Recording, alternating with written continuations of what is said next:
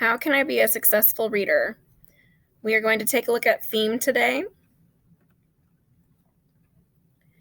The book we're reading, Pepita and the Bully, is a realistic fiction book. That means the characters are going to act and talk like real people. The events could really happen. And the setting is in a modern time in a place that could be real. To find the theme, we're going to follow these steps. Starting at the very bottom of the ladder, step 1 says to think about the story's topic. Step 2 says we're going to look for the lesson a character learns or can teach. Step 3, we're going to use the clues to figure out the message the author wants you to learn. And step 4, we will say the theme in our own words. The topic is what a story is mostly about, and the theme is the moral or lesson the author wants readers to take away from the story. Here's what that looks like when we take our evaluate tests. This question says, what is the theme or message of the passage? 6 out of 19 students got this question right in September, and our goal for November is 80%. Now that's a big goal. That's really the end of the year goal for us. Today we are going to find the theme of a story by finding clues in the text because this will help us learn a lesson from a fantasy story. By the end of second grade, we should be able to figure out what lesson the author wants us to learn from the book. So yesterday we read this text called "Aw, Nuts." So let me reread that for you, and then I will model for you how to find the theme. This story says, Chestnut and Daisy were two young squirrels. They were born in the same spring month. They had been best friends ever since. The two friends had fun all summer. They raced each other at the top of the long fence around the park. They climbed to the tops of the tallest trees. They took naps under the raspberry bush. They ate delicious scraps of food for people left behind in the park. Then fall came. Chestnut didn't want to play anymore. He spent every day collecting the nuts that fell from the trees. Then he buried them all over the park. Nuts, nuts, nuts, said Daisy. Can't you think about anything else? But winter is coming soon, Chestnut warned her. We'll need something to eat then. We can eat scraps that people leave behind like we always do, Daisy said. Maybe we can, Chestnut said, but I'd rather be safe than sorry. So Chestnut kept collecting nuts, but Daisy ran along the tops of the fence by herself. She climbed the tops of the tallest trees. She took lots of naps. Then winter came. People stopped coming to the park. There were no scraps of food to eat. Daisy became very hungry, but Chestnut had plenty of nuts to eat. Chestnut, can I please have some of your nuts? Daisy asked. Of course you can, Chestnut said. Just promise you'll help me collect nuts next fall. I will, Daisy promised. You were right all along. Okay, so if I take a look at my topic,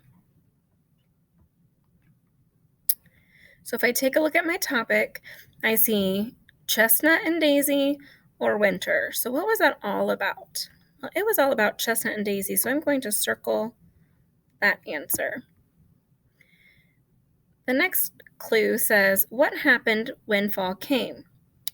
Well, when the fall came, Chestnut worked and Daisy played, or Daisy worked and Daisy played? Well, I know that Chestnut worked and Daisy played. Daisy did not work, and that's why she was hungry. What happened when winter came? They both had plenty of food to eat, or Chestnut had plenty of food to eat and Daisy did not. Well, the second one is true. Chestnut did have plenty of food to eat and Daisy did not. So I'm going to circle that. Next, in the yellow box, it says, what did Chestnut make Daisy promise? To not eat all of his food or to help collect nuts next fall? That one is correct. She had to promise to help him out. So if I put all of this together, how can I say the theme in my own words? It's about Chestnut and Daisy. Chestnut worked and Daisy played. Chestnut had plenty of food. Daisy did not. She had to promise to help collect nuts next fall. So does that mean there's a time for work and a time for play? Or you can just play whenever you want and work whenever you want. Well, the second one doesn't sound quite right because that's what Daisy did. She played whenever she wanted and she didn't have enough food. So honestly, I think that there's probably a good time for work and a time for play. Daisy did not know the right time to play and the right time to work.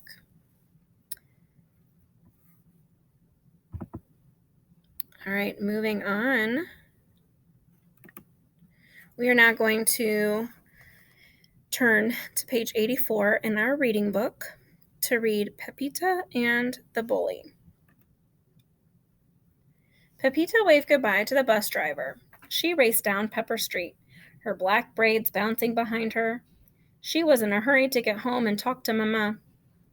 She wanted to tell her that 3 days in her new school were enough. She did not want to go there again. Pepita's face wrinkled up into a big frown.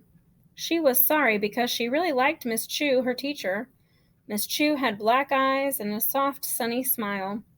Pepita also liked her classroom with bright bulletin boards and cut out red letters that said, "Welcome to a new school year." She especially liked the playground with its tall, shady tree and benches. But she did not like Babette.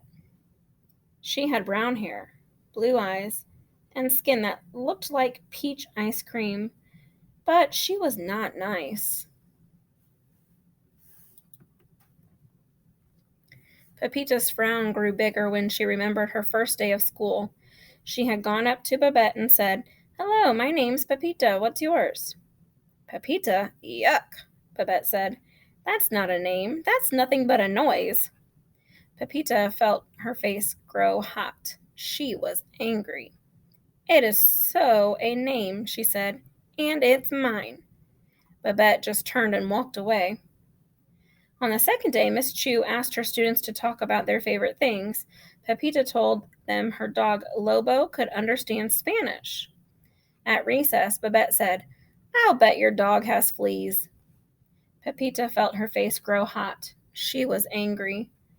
"He does not," she cried. Babette just turned and walked away. And today was even worse. Babette yanked her brains and said, "Your brains look like two raggedy ropes. You should cut them off." Pepita felt her face grow hot. She was really angry. "They are not ropes," she cried. "They're braids, and if you pull them again, I'll tell Miss Chu." Babette yelled, "Tattletale, tattletale," and turned and walked away. Pepita was glad when the school year was over. Yes, she thought as she raced home, 3 days are enough. I don't want to go to that school again. In the middle of the block, Pepita saw Mrs. Green digging in her garden. "Hello, Mrs. Green," she said. "Can I ask you something? Do you think my name is funny?" "Why, no, Pepita," Mrs. Green answered. "Your name has a very lovely sound. It reminds me of bright little flowers." Pepita nodded and smiled. "That's nice," she said. "Thank you, Mrs. Green." A few houses down the block, Pepita saw Jose, the mailman, stepping out of his truck. "Hello, Senor Jose," she called. "Can I ask you something? Do you think Lobo understands Spanish?" "Why, yes, Pepita, I do," the mailman answered. "I told him to sit, and when I did, I said, 'Buen perrito,' good little dog, and he wagged and wagged his tail. Of course he understands Spanish." Pepita nodded and smiled. "I thought so too," she said. "Thank you, Senor Jose." When Pepita was near her own house, she saw Mrs. Becker standing by her easel, painting a pot of red geraniums. "Hello, Mrs. Becker," she said. "Can I ask you something? Do you think my braids look like raggedy ropes?" "Why, no, Pepita," Mrs. Becker answered. "Your braids are very lovely. They remind me of black satin ribbons shining in the sun." Pepita nodded and smiled. "That's nice," she said. "Thank you, Mrs. Becker." When Pepita got home, she found her mother in the kitchen. "Mama," she said, "I can't go back to that school again." "Why?" Mama asked. "I thought you liked your new school." So did I, Pepita said, until I talked to Babette. And who is Babette? Mama asked. Babette is a bully, Pepita said. She's mean to me, Mama. I'm not going back to school. No, no, Mama said. That cannot be. School is important. But let's see what Papa has to say.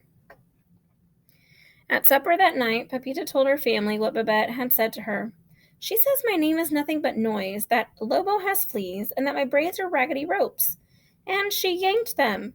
That's why I'm not going back to school. I see, Papa said. But you have to go to school. So tomorrow, if Babette yanks your brains again, you must tell your teacher. But if Babette says mean things to you, either you can answer her politely or you can walk away. But whatever you do, you must be kind. Kind? Pepita asked. Is that like nice? Papa nodded. Yes, nice will do. Pepita's brother Juan said, just don't fight with her. Bullies like fights. In bed, Pepita tossed and turned and tumbled until her blankets were in a tangle.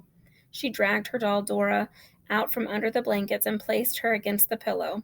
Dora, she said, tomorrow Babette will say mean things to me. Dora's face looked sad.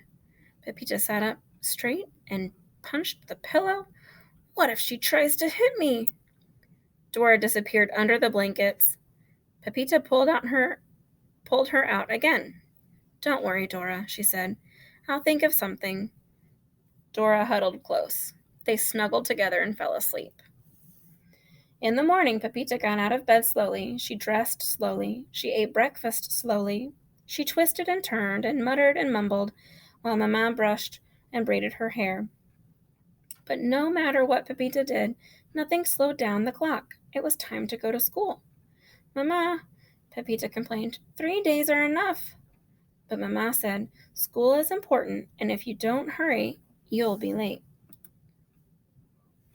So Pepita went to school. Her classroom was sunny and bright. Her teacher smiled at her. But across the room, Babette wrinkled up her nose and made an ugly face. At recess, Mindy asked Pepita to play hopscotch. Pepita was about to say yes, but she saw Babette standing nearby. She gave Mindy a friendly wave, went to the farthest corner of the playground, and sat under the shady tree. Babette was right behind her. That's my bench, Babette said. I don't like you sitting there. Pepita stood up. What do you like? She asked, and started to walk away. I don't like you for sure, Babette said. Pepita felt her face grow hot. She was angry. She stopped and turned. Maybe you don't like anything at all, she called. Maybe you don't even like your name. Maybe you don't even like yourself. And I'll bet you don't even have a dog. You aren't nice, Babette said, and a tear rolled down her cheek. You aren't nice at all. Pepita's mouth dropped wide open. Her brother had told her not to fight. Papa had told her to be kind. And look what she had done. Babette was crying. Most times I'm nice, Pepita said, and I'm polite too. But you say mean things. Maybe if you stopped being mean, somebody would ask you to play too. I wouldn't play if you were playing because I don't like your brains, Babette said. See, you were being mean again. I wouldn't play if you were playing because you have a funny name, Babette said. You're just being mean again. Anyway, Pepita's who I am. But I might play, Babette said, if... Stop making excuses, Pepita said. Do you want to play or don't you? Babette bit her lip, sniffed, and gave a hesitant little nod. Okay, Pepita said, but you'd better blow your nose. She handed Babette a tissue from her pocket, then she swung around and raced toward the center of the yard. Wait, Mindy, wait for us. Babette and I want to play.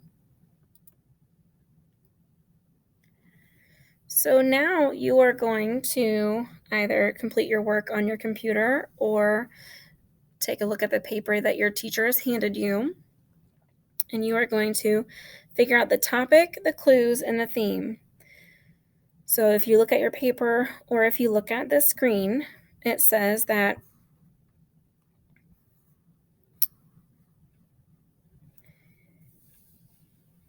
The topic is either friends or Pepita and the bully.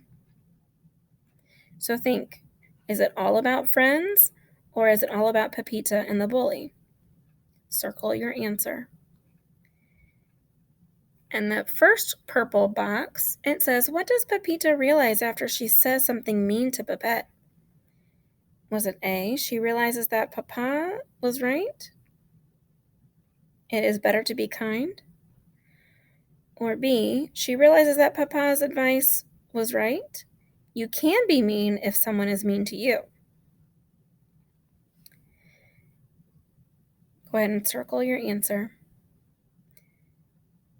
In the second purple box, it says, how does this affect the way she tells Babette how she feels about her being a bully?